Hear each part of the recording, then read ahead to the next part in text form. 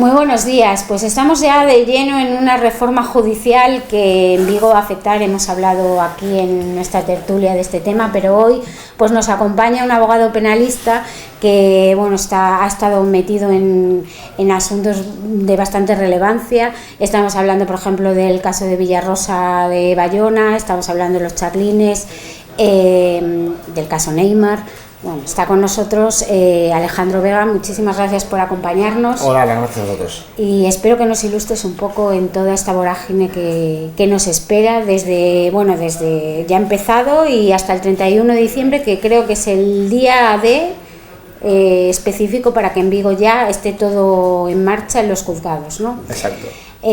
Para empezar, quería que tradujeras a la ciudadanía qué va a suponer en el día a día todos estos cambios, porque cuando hablamos de los juzgados es como algo farragoso, algo que cuesta hacer entender a la gente de la importancia que tiene y realmente la tiene. Normal. Primero va a haber un cambio en la planta judicial, ¿vale? Los tradicionales juzgados de primera instancia, de lo civil, juzgados de instrucción, audiencias provinciales, la nomenclatura va a cambiar. ¿Vale? Se trata de simplificar recursos, de armonizarlos, de darle mayor facilidad de gestión, y se van a crear los llamados tribunales de instancia, por simplificarlo mucho. Tribunales de instancia que serán o de civiles o penales de instrucción, y luego a su vez esos tribunales o colegiados tendrán secciones. O sea, a partir de ahora, por ejemplo, el juzgado número 1 de Vigo será la sección número 1 del Tribunal de Penal o de Instrucción, de la ciudad de Vigo. Va a cambiar la nomenclatura. Yo creo que eso al ciudadano en particular le va a afectar poco. Y probablemente a los profesionales, aunque en un principio siempre somos reacios a los cambios en justicia, pues trataremos de acostumbrarnos en los escritos, tenemos que ir pensándolo, pero es una reforma que es progresiva, por cierto. Empieza ahora en julio el primer cambio, luego otro en octubre y finalmente en diciembre, como decías tú, pero es un cambio de nomenclatura. Sí puede ser importante la creación de las oficinas de justicia, porque esas son oficinas que a efectos de registro civil, por ejemplo, para notificaciones, para ciertos trámites, van a suplir en algunos casos a los juzgados de paz tradicionales y van a asumir alguna función de los juzgados de paz, pero va a acercar más a la ciudadanía a la justicia, y va a haber una oficina sin tener quizás que ir primero a un juzgado que puede inversionar un poco más, incluso para lo que luego comentaremos de la posible solución de conflictos, ¿no? Porque las oficinas de justicia van a darle a los ciudadanos información sobre si quieren solucionar conflictos sin necesidad de ir a un juez, que veremos que en algunos casos deberán hacerlo obligatoriamente, y allí les pueden informar de cómo hacerlo y ahorrarse dinero y tiempo. Precisamente sobre la resolución de conflictos, es el primer cambio que hubo así grande, el 3 de abril, con el tema de la conciliación obligatoria previa para civil y mercantil, que en principio los efectos que tuvo no fueron los esperados, porque hubo una avalancha de escritos para no meterse en ese...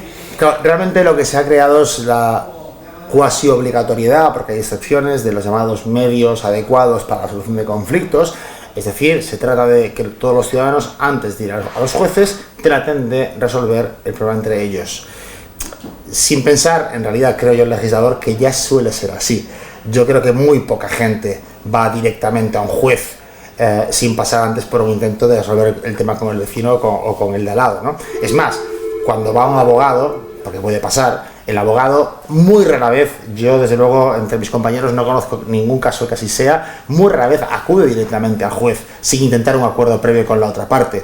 Todos los abogados, estoy seguro, prácticamente todos, mandamos burofaxes, cartas anteriores a una demanda, tratamos de gestionar el problema sin ir a un juez, buscando una solución de conflicto antes de ir al juez. Todos sin excepción. Yo no conozco ninguno que no lo haga.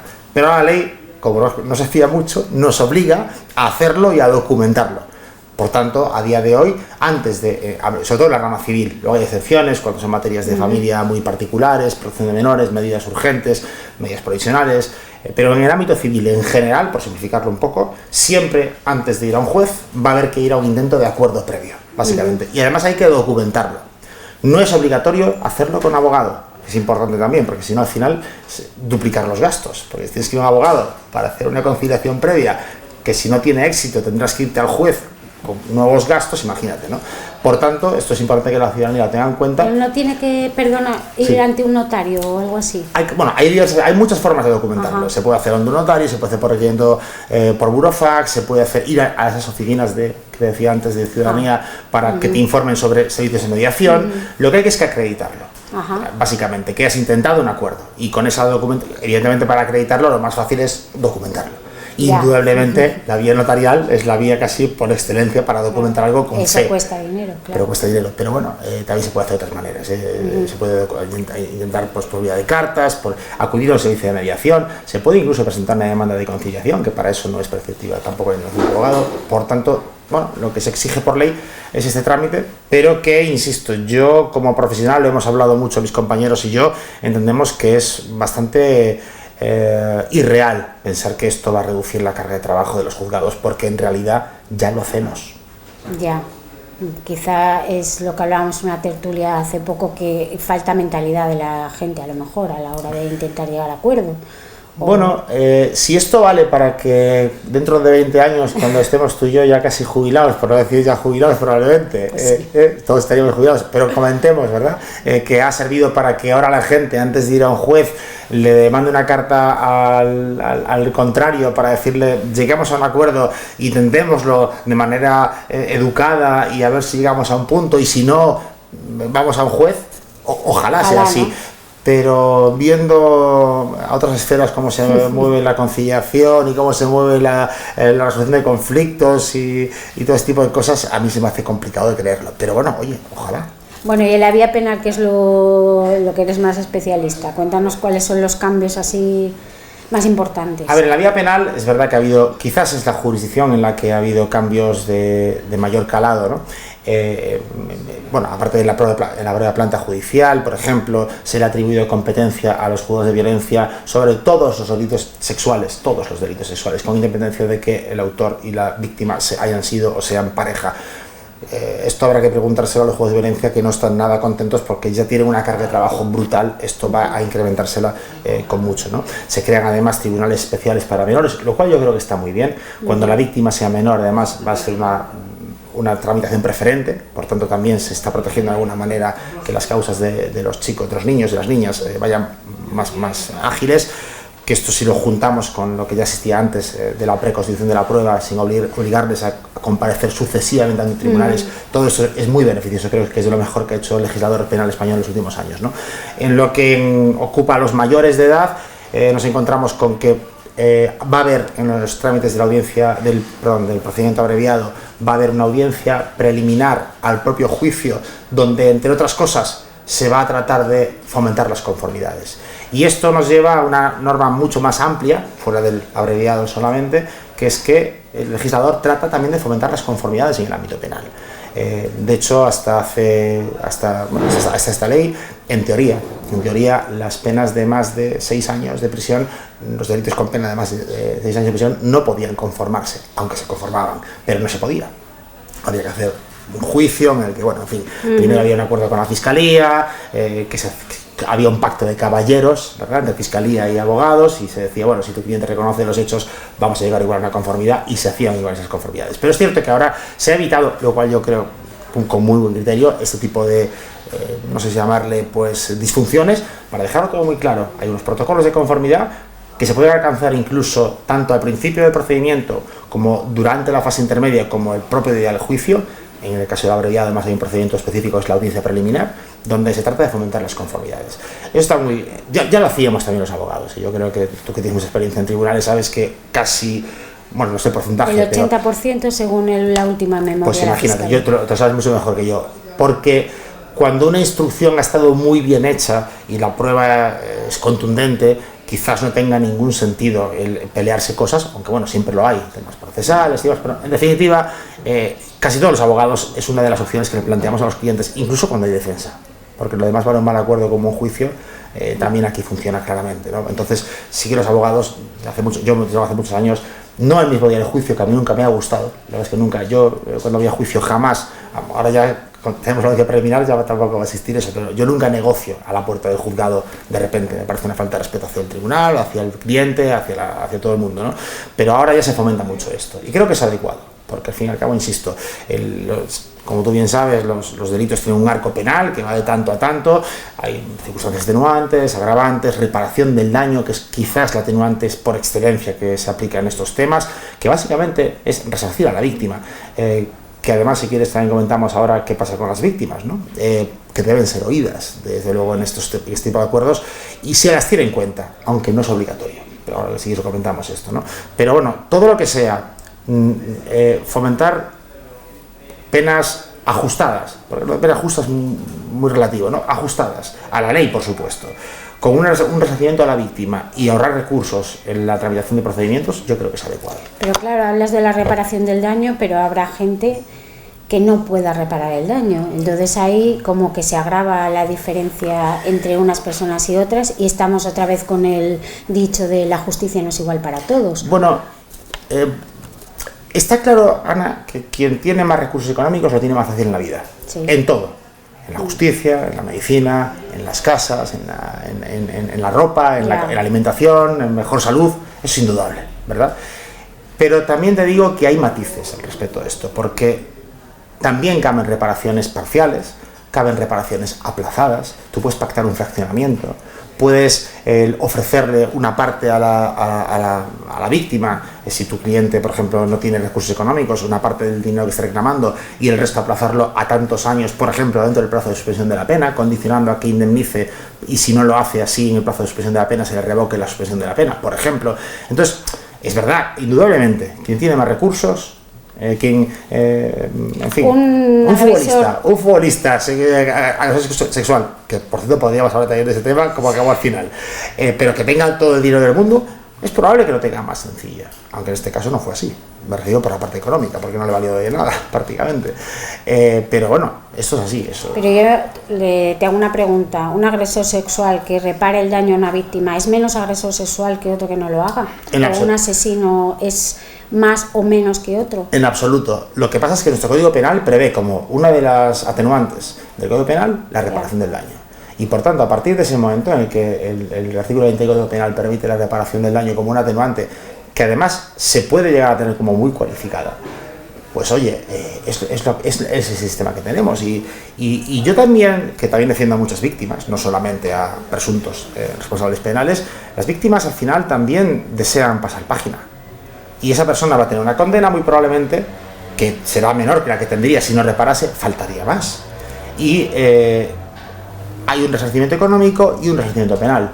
Por tanto, bueno, en fin, yo no creo que los acuerdos sean malos, de luego. No, yo te pregunto si crees que deberían de ser para todos los delitos o hacer excepciones. Me refiero, habrá tipo de delitos que a lo mejor en los que la víctima no quiera tanto el ser resarcida económicamente, sino que eso no le vuelva a pasar a alguien. Y sabemos que hay delitos que son difíciles de que esa persona no caiga otra vez en ellos, ¿sabes? Me refiero a gente que comete agresiones sexuales no esporádicas o no sé, depredadores sexuales o pederastas o ese tipo de delitos que crean mucha alarma social y que ese acuerdo puede resarcir a la víctima, pero no le exime de que vuelva a hacerlo. Bueno, en realidad, si esto lo analizamos con rigor, una persona que cometa delitos habitualmente de este tipo, muy probablemente, por mucho que repare el daño, nunca va a obtener una rebaja de pena tan fuerte que no le suponga entrar en prisión. Tendrá reincidencia, en el ámbito penitenciario, con seguridad, tendrá muy pocos beneficios, etcétera, etcétera, etcétera. Una persona que tenga un delito sexual y resalzar el daño, es posible que no entre en prisión. Veremos según el tipo de delito que sea, si son menores, si no lo son, si son multicontinuados, si es un único delito, etcétera. Puede tener la opción de no entrar, pero te puedo garantizar que una persona con antecedentes penales por un delito sexual, por mucho que indemnice y repare el daño, va a entrar en prisión, casi con toda seguridad. Por tanto, lo que el Código Penal no tiene sentido que haga, en mi opinión, es decir, la atenuante de reparación del daño solo se aplica a unos delitos sí y a otros no. Eso no tiene sentido de ningún tipo, yo creo, vamos, desde el punto de vista jurídico. Y realmente la conformidad no es escapar de la ley. Es que esto es lo que a lo mejor la gente tiene que tener en cuenta. No es que se diga, no, algo que en Estados Unidos, no digo que suceda, pero tiene mucho más amplitud a la hora de negociar, ¿no? Aquí hay unos límites, que es el principio de legalidad. Código Penal, y de eso no se puede escapar nadie. Y por tanto, si el delito dice, o el Código Penal tiene pena de 2 a 6 años, tú repararás el daño y podrás bajarle un grado o 2, a lo mejor a esos 2 años puedes bajarle un año o bajárselo a 6 meses, ¿verdad? Sucesivamente, pero es el límite que tienes, y de ahí no te vas a escapar. Y entonces, si la persona tiene agravantes que, por ejemplo, o reincidencia, que le impiden obtener el beneficio de la suspensión de la pena, te puedo garantizar que los fiscales no se lo van a otorgar. Y por tanto, bueno, en fin, de eso van las negociaciones, son mucho más complejas de lo que yo creo que se cree a veces, ¿no? Porque hablas de un montón de cosas, hablas de reparación del daño, hablas de suspensión de la pena, hablas del ámbito penitenciario, porque luego va a estar en prisión. Yo acabo de negociar un asunto en el que le pedía a un cliente 18 años de prisión y lo he negociado en 9 años y 11 meses, que no es ningún regalo, créeme, pero bueno, al final es un acuerdo al que llegas y sabes que en el ámbito penitenciario vas a tener que pelear por una salida en tercer grado, por permisos, que también influye mucho su comportamiento, bueno, y al final, bueno, son temas con mucha complejidad. Las negociaciones exigen tantas habilidades como los juicios, para bien y para mal. Ya. Bueno, y ya por último, quería preguntarte si crees que los juzgados de Vigo, tal y como están ahora, que arrastran bastantes casos sin resolver, cada vez hay más litigios, ¿están preparados para el día 31 ya tener todo en marcha? Y no soy ningún experto en organización judicial, no, la verdad es que lo desconozco cómo lo tienen preparado, pero no sé, al final... Yo, fíjate, desde mi ignorancia en esta materia de la pura organización judicial, creo que es un cambio de nomenclatura, de verdad. O sea, ponerle ahora, llamarle secciones de instancia a los juzgados civiles, o tribunales de instancia, perdón, y de ahí empezar a bajar y decir sección 1, sección 2, sección 3, sección 4, o sea, cambiar los numeritos, bueno, no creo que tenga gran dificultad. Repito, supongo que luego desde el punto de vista del personal y todo ese tipo de cuestiones sí que tendrá su dificultad, y yo no sé si va a ser así o no. Te digo que nada lo vamos a saber, porque en julio se produce la primera oleada de cambio, con lo cual, si eso lo comentamos tú y yo cuando nos veamos en los juzgados, pues que nos vemos mucho, lo comentaremos en julio si han ido rápido o no. Yo imagino que la nomenclatura no va a tener mayor dificultad, y lo harán porque están obligados por ley. Luego ya veremos lo que se supone. Sí que es verdad que cuando se la ley hubo mucho ruido sobre si va a dar tiempo, no va a dar tiempo, que esto es una locura, pero al final el ser humano tiene esa capacidad de adaptarse tan rápido que yo creo que sí lo va a hacer. Pero bueno, repito, esto lo digo con la total libertad de quien no sabe de la materia, y por tanto no me atrevo yo a contestarte con mucha tontería. Pues nada, tendremos que volver a encontrarnos cuando ya lleve un año o así, a ver cómo han ido las cosas, si han mejorado, si no, si los acuerdos son beneficiosos, si la gente es verdad que llega antes a una conciliación y baja los litigios. Yo te diré como conclusión que yo estoy seguro que la justicia va a mejorar, estoy seguro, porque ha mejorado mucho en los últimos 20 años, yo creo que lo que he visto yo en mi vida, casi 25 ya. Las conformidades ya existían antes, y los abogados, que son casi todos con criterio, y los fiscales, que también son casi todos con criterio, ya hacíamos conformidades antes en términos muy similares a los que se van a practicar ahora. La única crítica fuerte que yo le doy a la ley, o que introduzco a la ley, es la de la conciliación en el ámbito civil como una obligación, como si antes no se intentase ya. Yo creo que eso sí va a ser pues un brindis al sol, y creo que no va a suponer más que generar duplicidad de procedimientos y de gastos, pero ojalá me equivoque. Bueno, pues lo veremos. Muchas gracias, Alejandro, como siempre. A ti.